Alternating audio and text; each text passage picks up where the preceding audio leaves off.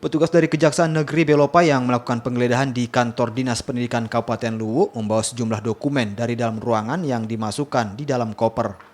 Saat ini Kejaksaan Negeri Belopa Kabupaten Luwu telah menetapkan 3 tersangka kasus dugaan korupsi pengadaan seragam sekolah SD dan SMP tahun anggaran 2019 yang melibatkan pejabat di lingkup Dinas Pendidikan Kabupaten Luwu dan pihak pelaksana dan pengadaan barang tersebut, yakni AA selaku PPK dan juga menjabat sebagai Kepala Seksi Pendidikan Dasar Dinas Pendidikan Kabupaten Luwu, FP pelaksana pekerjaan pengadaan seragam sekolah, dan IH dari pihak pelaksana.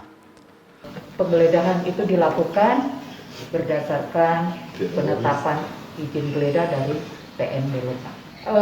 Jadi kami kan mencari dokumen-dokumen yang nantinya itu menjadi bukti yang berkaitan erat dengan pembuktian dengan kasus ini.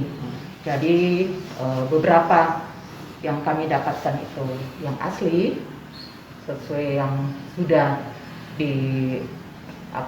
dalam proses penyidikan baik umum dan penetapan tersangka ini, itulah yang kami dapatkan.